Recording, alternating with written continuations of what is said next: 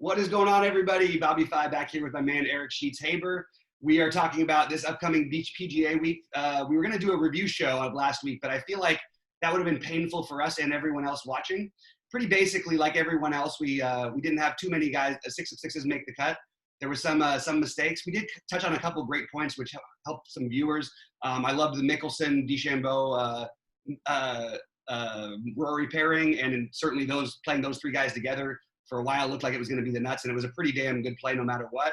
But I've had a lot of different thoughts about overall what to do with PGA, but mostly, we'll get into all of it throughout the show. It's going to change week by week now that we're going to actually have some top players missing and COVID and all that stuff.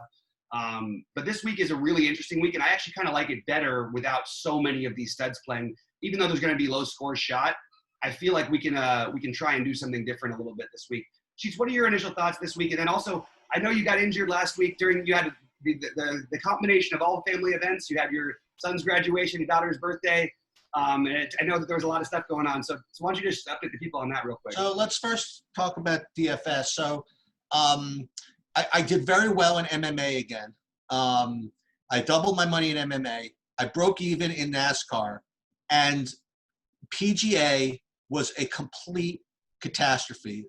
This is how much of a catastrophe it was. As Bobby kind of alluded, my son was graduating, and that kind of coincided with my daughter turning 21. So we had some people over for her birthday, and also Matt had some kids over for graduation. I'm telling you, we're going to be the new freaking COVID hotspot. I just know it. Anyway, at one point I was taking pictures, and I was walking back, and I tripped on something, or I landed on something. Didn't feel like I was hurt, but I noticed like 5 minutes later there was blood all over the patio, and I had my son clean it, and I saw that my foot was completely bleeding. I had this huge cut.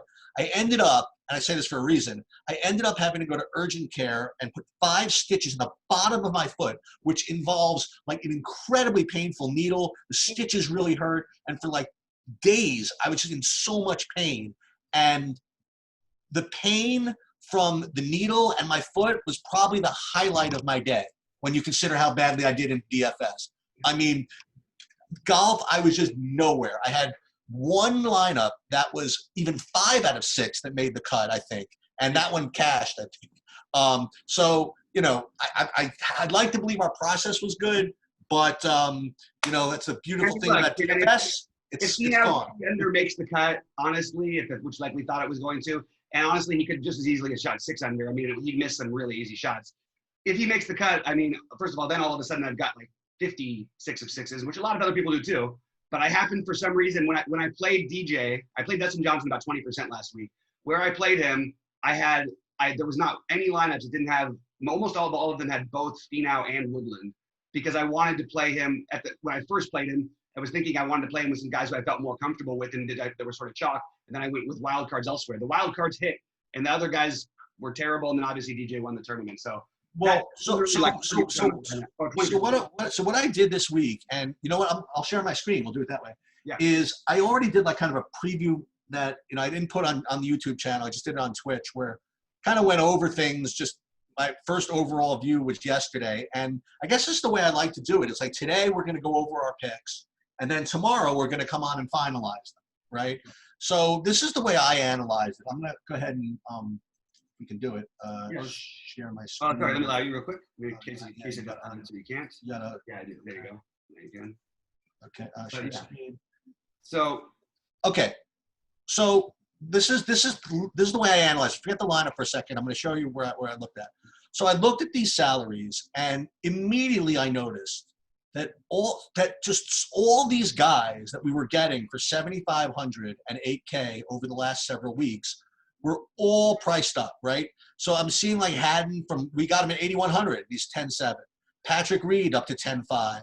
Even Matsuyama 10.2. Hovland 2,500 bump to 10K. Fowler, Finau, like all these guys, even Scott Scheffler at 9K. And I'm like, gotta be kidding me. And the one guy that didn't really get that big of a boost relative to everybody else's was Bryson. Okay. So like for me, my first look at this was that as off brand as it's going to be for me, the first thing I was interested in doing is making sure I got Bryce. Now, again, this is before ownership, before anything like that, right? Sure. Because he didn't get the same type of juice as far as his upgrade, as far as everybody else goes. So the way I was looking at it is I was going to make him a priority. And then what I did was I went all the way down like I did before and just kind of tried to scroll up and find guys that I kind of like to plug into my lineup. And before I got to these, what I felt were just overpriced guys, and see where I kind of land. Like even you go down a little bit, you get, Doc Redman, who we were getting at 6,600 recently, is like 8,500. I mean, obviously he's off some good performances and stuff, but I mean, and then I just did a little bit of research just for what other people liked, and I'm hearing Doc Redman could be huge chalk at 8,500. I mean, I don't know, man. I think that my initial view was that I was going to do one of two things. I was either going to play DeChambeau and maybe one other guy like an Im or somebody in that range, and get like four cheapies, I guess the best way to put it. Or you could go with maybe three of the guys, without DeChambeau. But that's kind of my first look. Isn't it so funny? Because you mentioned stars and scrubs. I think that's where my first look is going to lead me this week. Well, so I want to talk real quickly. So I think the strategy, and we were figuring out on the fly because it's an unprecedented situation. Not only being new to golf for us. I mean, that's really not it. I mean, more just because we weren't used to seeing all the great players play in these incredibly soft fields. But there's different ways you can look at it than what we've been looking at it. So the thing is, in that, sure, the best players should, it sounds like an easy course.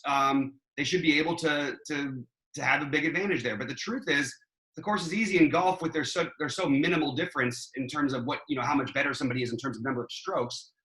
We really should have been more, at least I should have been, I can't speak for all your lineups, but more on the ownership game and try to discuss stars and scrubs it a little bit.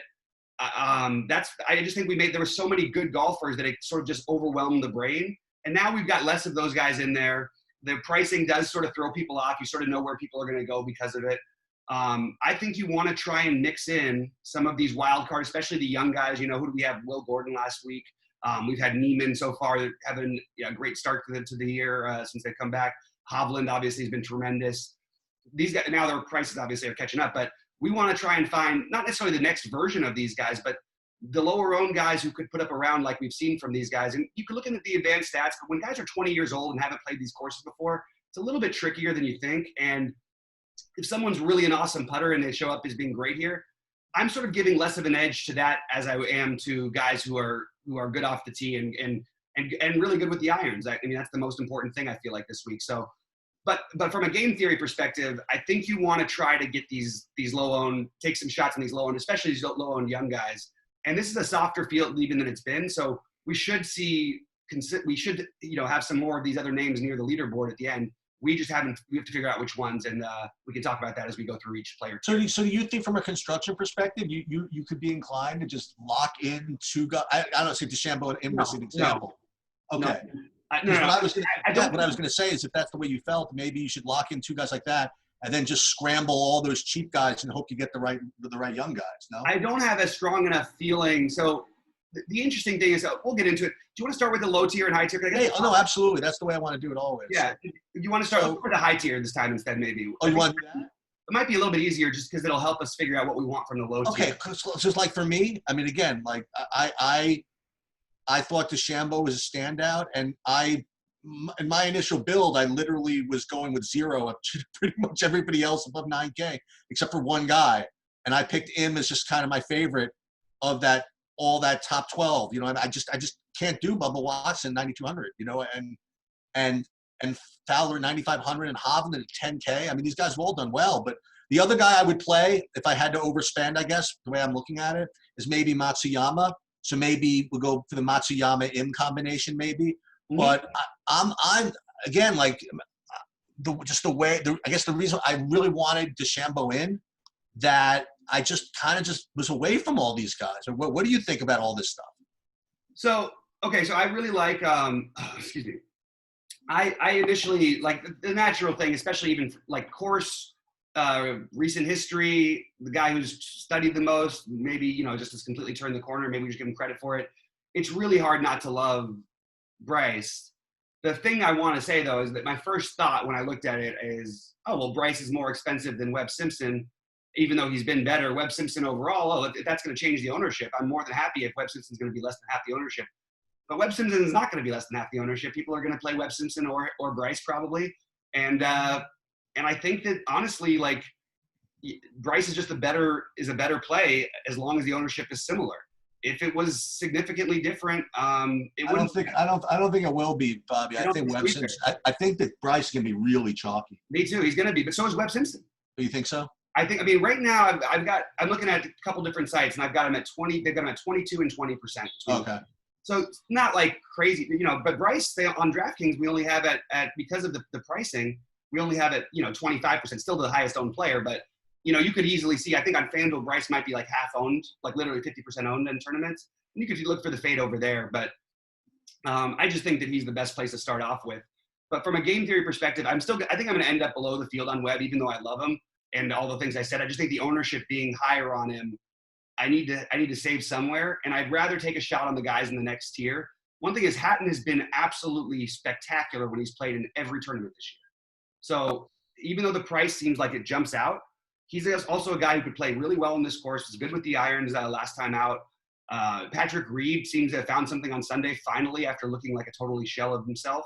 So I'm sort of inclined to take some shots, maybe be a little bit overweight on these guys, maybe be near the field on DraftKings or a little ahead on Bryce, even though I really like him. I just don't want to. I want to take shots on some of these lower owned guys who I wouldn't be at all surprising to me to see anybody from 9,600 or whatever IM is 9,800, I believe, up to the Hatton price tier. So the thing is, you're still going to get ownership on Hovland. You're still going to get some ownership on some of these guys, but it's going to be like 10%ish. And the truth is, Patrick Reed is every bit when he's on as good a golfer as anybody here. And I might just take that variance and be stubborn and keep playing this guy. So getting overweight on that next tier range while being underweight on Simpson and then underweight on some of the 9 to 8K range is sort of my initial thoughts, and then be heavy on the low tier. Yeah, Patrick Reed. I mean, he trolled me pretty good. He finally put in a good performance when I had 70% of him and the rest of my lineup had no chance. Yeah. Yeah, well, so like, look, there's a lot of guys who stand out as like, instead of getting into all the technical parts of who's a better play, I think I'm going to play some of the ownership game here, and I'm going to get owners. I want to be ahead on specifically Reed, Matsuyama, and Im. Im is probably the one of that group that I'll have the most of. Also, I really like his price. I think you could also make an argument that, look, if this tournament was held 3 weeks earlier, that Im would be higher priced than possibly Webb or Bryce. In fact, I think he was higher priced than them the first week back. So he's also, he hasn't been great. He had a good round the first week back, but a good outing. But it's he's just too good of a golfer, and these little mistakes he's making, missing easy birdie, like I just feel like this stuff catches up at some point, and we see a big performance out of him. So those are definitely the guys. My highest owned players on the 9+ end are going to be Im and Bryce. But Bryce, again, probably I'll just be with the field. Im is the one I plan on playing. I think you'll see. I mean, again, I kind of played around with this. That, like I said, I mean, you could play Bryce with one of those guys. Yeah. But if you want to play like 3 guys above 9K, I mean, you can't play Bryce. So you're gonna have to. I think you really should prioritize these guys. So you like Im the best, and then who else besides Bryce? Got some ownership. It's early in the time, so I'm I said, near the field but ahead on Bryce, below the field on Webb. Probably actually I'm just going to be around with the field if Hatton really is in double digits. If I think he gets too low of ownership, I might jump heavier on him. But just because I mean, look, he's been spectacular. He's done nothing for us to not reward. Like his price is justified based on his play, even if we don't think of him as that kind of a golfer. And Patrick Reed is that kind of a golfer. So I like being heavily overweight on. I'd rather be overweight on Reed than I would be on Hatton, even though Hatton's form has obviously been better for the last 6 months or 9 months, however long it was they were still playing golf. And I'm just going to bet on the long-term ability in general of Matsuyama being one of the best golfers in the world along with him. And honestly, this tournament could play different ways, and these guys could have been the highest priced players. That's my personal take. Well, as far as ownership goes, I mean, how much you think Hideki? Well, Hideki only if he really is going to only go off 10%, I'm going to probably have to try that. Yeah. Like for example, like if Hovland really continues to get like a lot of buzz, which he should, right? I mean, he's had some good performances. Yeah. If he's really going to be twice the ownership of Hideki, I'll take Hideki all day. Yeah. Just again for no other reason because he's going to be half the ownership. So that's sort of my other thing in there. So I'll pick him and Matsuyama, where I'll be overweight on them significantly, and then I'll be underweight on Hovland also.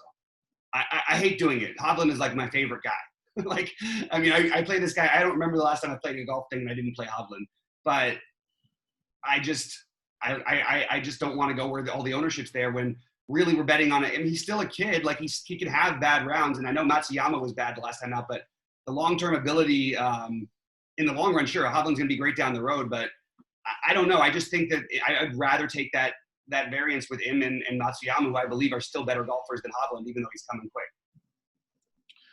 All right, so you want to continue to go from the top down? Okay, yeah. So let's go here. I guess this next group, like 9K. Let's go 9K down to 8K or whatever. And again, just because of the way that I was building, I just missed all this. I went all the way down to 7Ks. But I mean, Scotty Scheffler, I just couldn't. Maybe you could just talk me off this whole logic. I don't know if I could do Scott Scheffler at 9,000, right? And like all of these guys, I'm looking at these prices. I mean, Doc Redman at 8,500, coming. Look, he's been really, really good, but you know, it's golf, man. I mean, the thing is going to be good every week, and if he's going to be really popular, somebody else can have him. I think the 20%. I just wasn't too thrilled about this whole range. If you want to know the truth, so I mean, Lucas Glover maybe. I mean, I don't know. Talk me into somebody in here.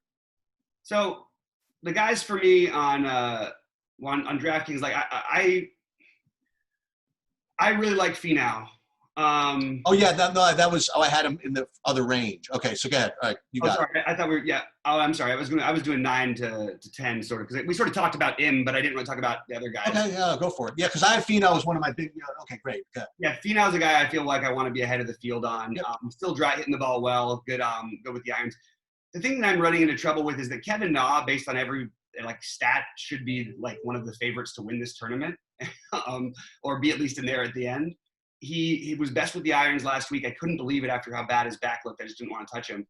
But again, another guy I'm going to have to find guys who I want to get ownership away from. So, you know, Na and Bubba, Scheffler, all these guys I'm just sort of like blah with, sort of like you. I'm not – I probably will end up below the field on them, even though I could make a great art. Like, look, Na with the – I mean, I could pay 600, 700 more for him. I'd rather do that. You know what I mean? I know it's a difference. I'd rather pay 200 more for Finau.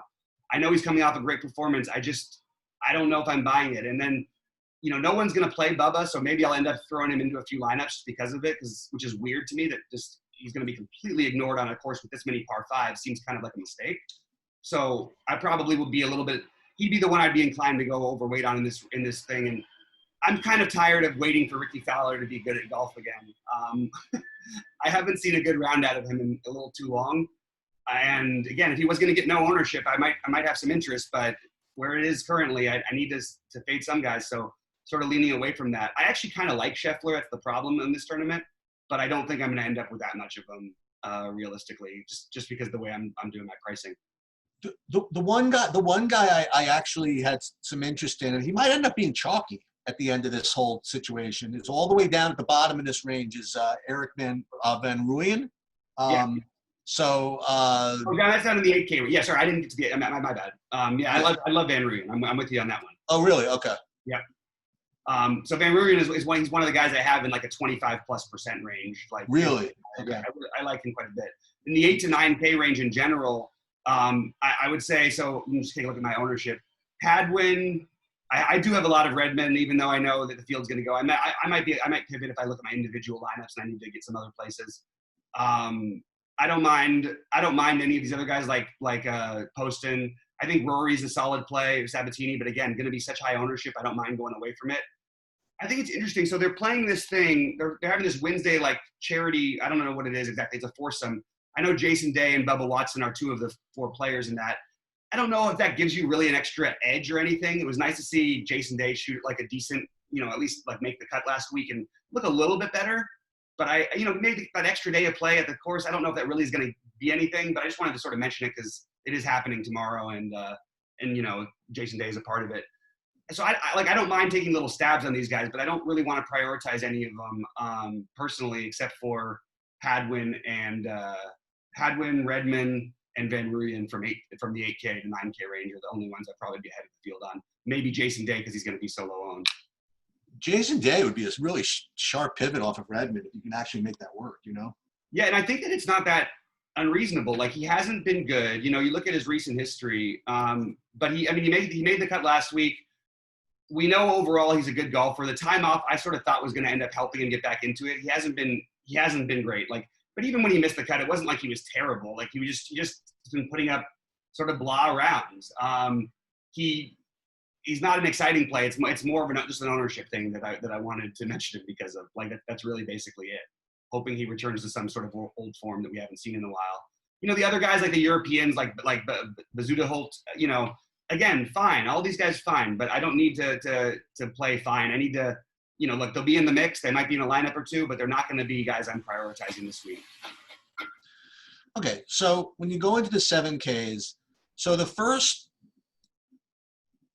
guys that I looked at, and well, here, first guy I might fade. Again, I thought he was going to be higher owned. He might be. I don't think I'm going to go back to play Snedeker. Harmon is the one guy that stands out. He might be a little popular, though, at the end of all this. And then the guys that are actually in my lineup here are Harold Varner. He might end up being chalky, too. You know, you have to just watch this. I mean, because he's a popular player in general. You know what I mean? So guys like that, when you're looking for, and he just stands right out at 7,600 again. I mean, he didn't really get moved up in price and everybody else did. So he'll probably be owned, but if not, I'll have him. I'll go back to Patrick Rogers again, just a guy I play. And this guy, Maverick McNeely is chalky according to, you know, I guess Roto-Grinders ownership. I don't know what some of the others are saying. I didn't even think about him. I don't know. Stewart, I might try him again at 7,400. Now, you mentioned Will Gordon, so you're going to have to talk to me about him. But the other guy that I wanted to bring up was, two other guys in this range. One is Sebastian Munoz, who I played last week, and he's fine at 7,100 if you're looking for guys like that. And the guy that I happen to really like is Chris Kirk. I actually met him once, during a tournament, and he seemed like a really, really good guy, and I was really into his work ethic. And then he had some personal issues. I think he either had alcohol issues or something, and he came back and he was doing pretty well this weekend. Then he blew up on Sunday with like a 74, 75 or something like that. Mm-hmm. So if he ends up being totally ignored, which he could, I mean, everybody down here could be ignored. Mm-hmm. I'm going to include him in my mix also. I know people might play Hubbard or whatever it is. So you try to make heads or tails of this 7K range. Okay, so this is an interesting one for me because I do actually have sort of a stronger take here. And nice. What's funny is I've already seen the ownership raise on this guy since the first projections came out, so they're going to probably keep raising. I'm going to be heavy on Brian Stewart. Okay. I don't understand exactly everything that's, you know, even if you look at the odds, the percentage to win, the percentage for top fives, the percentage for top 20s, his numbers are kind of glaring compared to a lot of the other guys in his price range. I'll also add to the fact that he's playing great golf right now. He's made all 3 cuts since the break. He hasn't been blowing everybody away, but he was tied for 20th last week at Travelers. And we're forgetting, you know, we've eliminated like 11 better golfers than him. So theoretically, he's the guy whose price range didn't really move all that much. So I really like the idea of playing him. Maybe not going to win you the tournament, but certainly could be, you know, solid and contending. I know that some of the actual like metrics in terms of irons and stuff like that might have a little bit of be weighing on people's decisions. I'm willing to take a guy who's playing good golf on a fairly easy course with a lot of par fives, and he's the guy I'm sort of pitching my whatever to. Right. Who I'm sort of into. I was very frustrated by Patrick Rogers' triple bogey last week that kept him out of making the cut. Because I had a lot of him with Mickelson in that pairing because he was 6,900, and I liked playing those guys together. I don't think I'm going to go back there this week. I think I'll be below on most guys, including Maverick McNeely, although I have all McNeely and Varner are going to be in some of my lineups. I'm just not prioritizing them as high as everybody else. I do prefer Varner if I'm going to pick between the two of them. I'll just say that. Kevin Kisner, I also think is a great pivot because those guys are going to have a lot more ownership. I think you're going to have like 5 to 10% at most. I can't even see giving a 10 on Kisner. And I just think as a solid golfer who might be a little bit underpriced, he played poorly the last 2 weeks, but overall, he played well at Schwab. I just think he's better than what he's shown the last few weeks. And again, he almost made the cut at RBC Heritage. He shot 3 under and missed by 1. He's not like he's been absolutely awful, but he's a guy I wouldn't mind pivoting him to just from an ownership standpoint. But mostly it's going to be Stewart in this range for me, and then again sort of near the field with McNeely and Varner, but probably not exceeding it. Will Gordon, I'll be ahead of the field on. Just a young kid who's playing good golf right now. Didn't get much of a price increase after playing well. Just a guy who I'm willing to take a shot on, and I think that is worth maybe more than I'm a little surprised that the ownership's not flocking him even more. I prefer though, ahead of him, I like Mark Hubbard. I would say Mark Hubbard would be a little bit more. He's a guy who rates really well. If you look at a lot of the top pro guys like him, he looks like a guy who should do really well in this course. In pretty good form since the break. Don't think he's going to have crazy ownership, but I can't see it exceeding 15 ever, but I can see it getting somewhere around 10. And again, another guy who's made all 3 cuts, tied for 37th, 33rd, 37th, 43 since the break at 7,200, eliminating some of the top players. You could argue that it gives him a little bit of a boost up. So he's a guy who's high on my list in this range, and probably along with Brian Stewart will be the highest owned guys I have in this range. Did you look at Kyle Stanley? I forgot about too. I like Kyle Stanley quite a bit. Another guy who's a little bit of the pros' favorite this week. Didn't have had a lousy RBC, had a lousy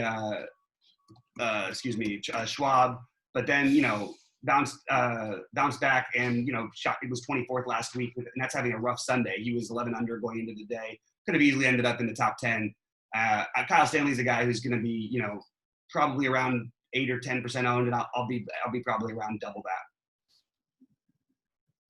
All right, let's go down to the cheapies now.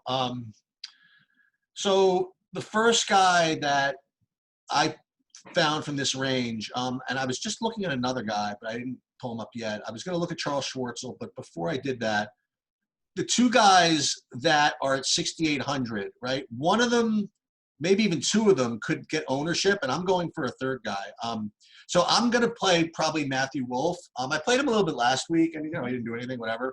But he's just another young guy, like you said, who could just, young guys have upside. And he's at 6,800. But I think a lot of people are going to play the Lanto Griffin if they're going to play from this range. So, and not that I'm not going to play him. I'm just because he has a cool name. What's that? Do you think they're just doing it because he has a cool name? It's like I don't know, but there's definitely into it. But I think Wolff is the exact same price. I prefer him. So Lando Griffin is going to get some love. Harry Higgs, I played a little last week. Whoever's in my Twitch stream the other day told me, don't play him, he's fat. I'm like, okay, that sounds good for me. He's fat and overweight, and he looks shitty. I'm like, all right, that's a better analysis I probably can come up with. And I don't think anybody else kind of made. Now you go down, just so you know, this Nick Lashley, he won it last year. Yeah. But I don't know that I'm going to do it. I think people are going to be playing Wyndham Clark maybe at 6,600. And I don't think I made it past him on I don't think people are going to really play him that much. Oh, you don't think so? Okay. Maybe like a couple percent, but I don't think it'll be anything worth. And we could look at Tringale again. Just between the 2 of us, maybe one day we'll get the pronunciation right because we're going to butcher it each time. I think Tringale, is it? Is it Tringale? I thought it was Trinagle. One time I thought it was Triangle, then Tringale. Maybe Tringale. Maybe that's it. I think so. You know what? We can never tell because he's never on TV because he's always cut. So what do we know? But I didn't really get to anybody in here. Am I missing any real cheapie that Yeah. So I've got this range really spread out a little bit because, like I said, that's sort of what I'm going to do. I did forget one 7K guy, but fit in this category. Sorry. The 7K guy who I'm really heavy on, who's exactly 7K, is Tyler Duncan. Who? Tyler Duncan. Okay. He just grades out really well. He's another one of the guys. A couple pro friends of mine sort of turned me on to this week. He was really, really good the last 3 weeks, and no one has paid any attention to that. He hasn't finished worse than 38th. And just a guy who, like, this guy was in contention at what was he? I think he was like might have been the leader or second day leader or something at Schwab.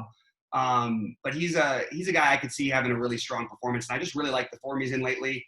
I think that you're going to get lower ownership on him than he should be with how he's been playing. And again, another guy who I give that sort of that boost to, like, you have a guy whose price really hasn't gone anywhere, who's been nothing but just making cuts and making nice little runs that are good enough at these prices for me to take shots on, especially when you factor in a lot of these good players are gone. So, we're going to need to somebody's going to need to have to step up. Why not the guy who's been in great form lately and just no one's really noticed? I don't think that I'm going to like go nuts with him, but I do think like having, somewhere around 20% of him is probably good enough to get 3 or 4 times the field. And I don't think people are going to play that much Lanto Griffin personally. I'll play him about 10%. I don't mind taking some shots there, maybe even a little bit higher. Another guy, again, like you, I'm back to I'm playing a little bit of Harry Higgs. I'm not going to go like I did last week. He really hurt me. I had a lot of them. And then Matt Wolf, again, it's like your guy, a guy who I'm going to be well ahead of the field on. Could be this week's Will Gordon kind of a play. Sort of going to go with him a little bit and actually prefer what would be just shifting, instead of, I would go, usually I'll play a guy like Gordon and play a guy like Wolf. I'm still going to play some Gordon because the ownership's not going to be reflective of his strong performance. And they're young and they're volatile. And the way I'm sort of trying to look at this is, even though Hovland's a better golfer than these guys or somebody else young like that, these young golfers all tend to have bad rounds here and there. And they also tend to be able to put up monster numbers, as what Will Gordon did last week and what we get every week now with Hovland.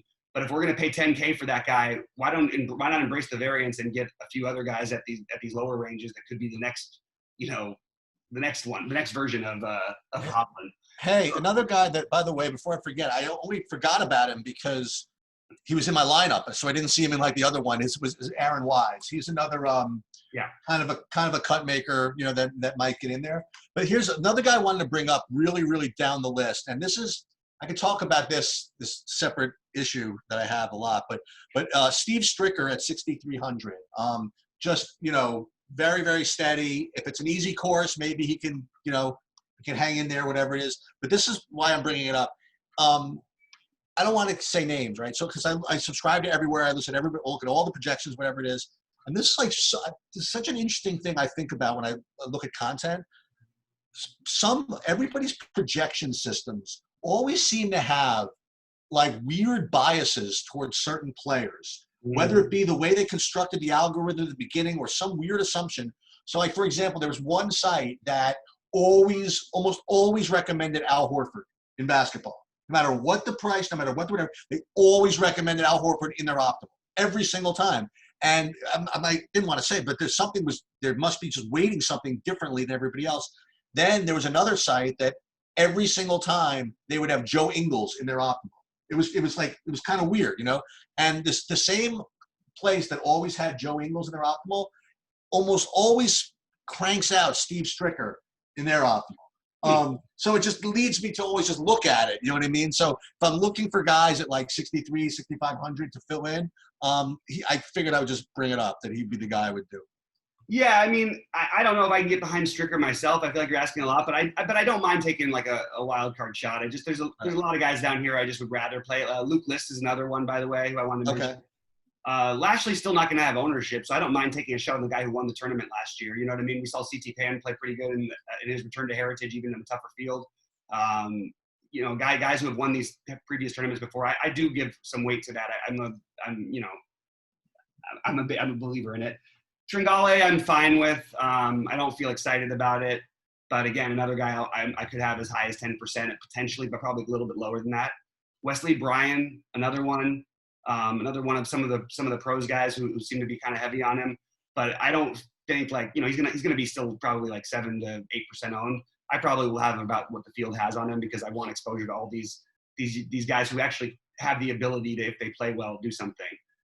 Cameron Davis was another one who just because I've heard a few other people mention him, to do a little more digging into him and a little more digging into some of these other lower end tier guys. But I think I mentioned enough to where I don't really want to get too much involved with a whole bunch of other guys because I need to narrow it down. And you mentioned Munoz before in the last year, which I wanted to mention. I actually like that play quite a bit. And Munoz is somebody who I'm sort of hearing more and more about. And again, need to do a little more digging. It's still only Tuesday morning, but I do think it's somebody I could end up seeing myself with some ownership on.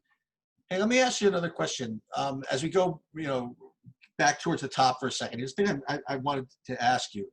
Um, One thing that when you compare DeChambeau to some of these other guys, which I think is one of the reasons I'm kind of like drawn to him, is that, where Webb Simpson can certainly win the tournament, and he could certainly, I think, has just as good of a chance of making a top 10 as DeChambeau.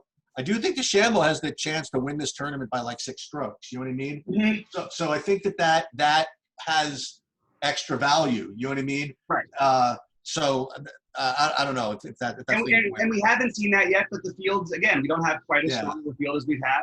So this is the kind of, and also with the extra par fives, that's a great, I love that argument. I could see that happening. This would have been a week where I would have tried to squeeze Rory and DeChambeau in, because and Phil, if they actually would have played with Phil again, because those par fives would be tempting to hunt with these drivers, and these guys were also really good with the irons. But the thing is about Webb, I want to say, I could just say about every tournament that Webb goes into, especially when you eliminate guys like Rory and stuff like that, he's as good of a golfer. And I know he missed the one cut the first week back, but this guy is he's almost always right there. You're not going to feel bad about rostering him for 3 days, almost ever. That's my personal take on Webb Simpson. Whereas it's been more than true with DeChambeau lately. And I think this is what we can expect to see. The guy's been studying, he's been working, he does this whole new body and all that stuff. But I do think that Webb I agree that Bryce is, if you had to say who's going to win it by 3 or more strokes, I would say Bryce was by far the favorite to do that. Whereas I think Webb still might have a slightly better, I think that in terms of them winning the tournament, they're probably much closer. Does that make sense? Absolutely. Yeah. But I sort of like this. Actually, if you don't mind, I might share my screen for a minute. I did a few mocks that aren't going to reflect a lot of what I talked about, because I've literally only built 4 lineups by hand so far. And what I'm going to do is I can't show you guys my percentages of everything, but I'm trying to give them to you as best I can as of this moment. Well, you'll probably end up changing them. I mean, yeah, I need to still fine tune it a little bit, but this is these were my quick initial builds for just some lineups that I kind of liked. And you can see I mixed up. I put Higgs in one, Duncan in one, Wolf in one, Griffin in, you know what I mean? Like I sort of mixed up those guys. Kyle Stanley, who I mentioned, I liked a bit.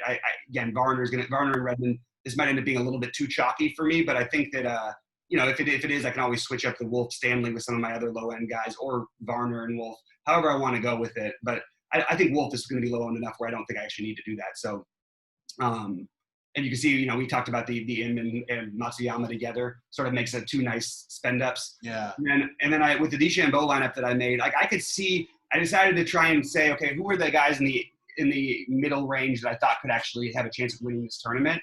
And I truly thought that Van Rooyen and Hadwin fit the description of, if Van Rooyen's got it going, this is not a question. Like, this guy could easily win this tournament. He's a street golfer. He can boom it. He's a guy who we really like.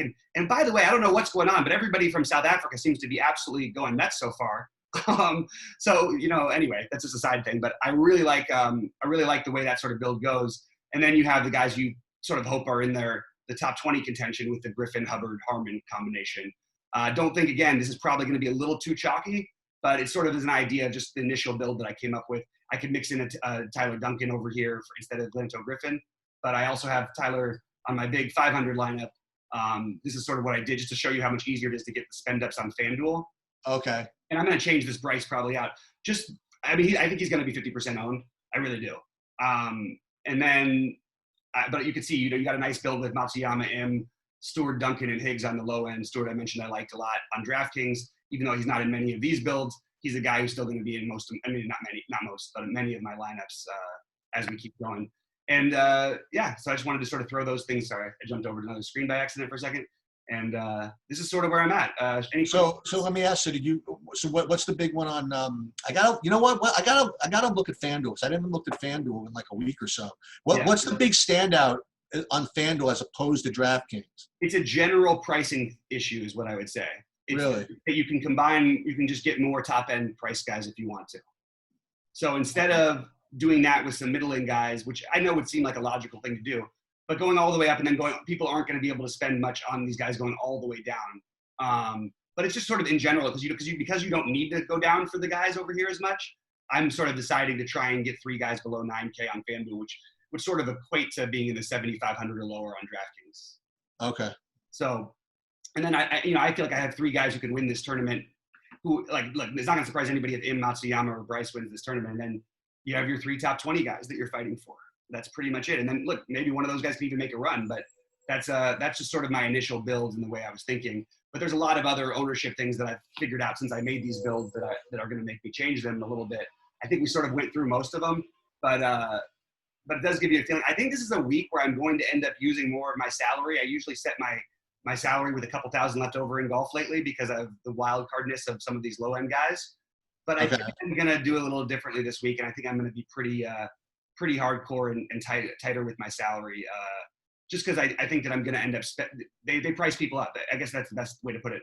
DraftKings did a better job making people more expensive, which is also why a guy like Im really stands out to me, because I just think he's better than the 6th or 7th best golfer in this tournament. Yeah, we got to remember. Yeah, tomorrow when we do the finalization or whatever, we make sure that we do FanDuel also, because it'll remind me to do it. Yeah, absolutely. And I've got more research to do between now and then. This is not our final show. This is our not at all, if you will. We'll have the final show for you guys tomorrow, but I got to make sure to leach off of everybody else. That's the key, right? That's how you win at DFS, right? You just steal everybody else. Figure out who to fade. I mean, remember, like if there's somebody that you really like hate personally, you should fade them, because then your Twitter feed will be a lot more entertaining. You know what's been an entertaining topic? So, and look, and finally everybody on Twitter's on board with this, or even not everybody, but a lot of people, even the people who were the most adamant against it, after the last week, are sort of coming around. But I do want to mention, so they've been running the if you had a DFS, who would the presidents be kind of a thing. If you had to pick a president of the United States from DFS. Oh, okay. So I'll tell you who my picks were for this, So in order, first of all, if you're going to have this down on Twitter, you're going to have to get, I'm not going to make him the president, but you're going to have to get Wilson, and you're going to have to get Draft Cheat in the mix, Okay.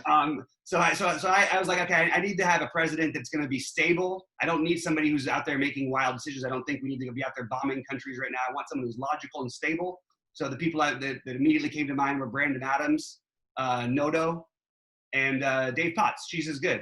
Who I also think all 3 would make awesome vice presidents. So I like those guys as presidents or vice presidents there.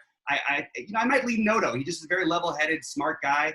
I think on the vice president, though, I also like having a guy like Chief Justice, just a really easy guy for everyone to get along with. He could get along with each side, all the aisles he would get along with well. So I thought he would be kind of an interesting one. And then you've got to have the Speaker of the House has to be Draft Cheat. You got to have Draft Cheat out there in a position where he can say as much as possible, because we know, as much as I like those guys for president, none of those guys are exactly outspoken. So we're going to have to get Draft Cheat out there. And then the press secretary is obviously going to be Wilson. We're going to have him in the press secretary role out there making all the statements, because you are not going to have any more entertainment from any press secretary in history. I mean, we're getting a pretty good one right now because we have hilarious things happening every day, but you're never going to get a better one than if Wilson were the press secretary. So that was sort of my lineup. So I think the first thing I have to do is figure out who that guy, Wilson, what's his name? Borders Road, at Borders Road. Oh, okay. No, I think I follow him. I didn't even know he was DFS. I just hear him like talking politics and stuff. Okay. No. Some of it, he's nuts, but some of his stuff is really funny. And like, we have a very love-hate Twitter friendship, or whatever it is. I don't even know what it is, to be honest, but I sort of liked the game. It was a fun idea. Anyway, think about it. And if you have some for the next show, maybe we can get your cabinet. Okay. All right, man. Well, with that said, you guys, hey, good luck out there. We'll be back for you tomorrow with a finalized show. And in the meantime, good luck, and we'll see you at the top of the leaderboards. Here. Hey, stay with me a second after you stop recording.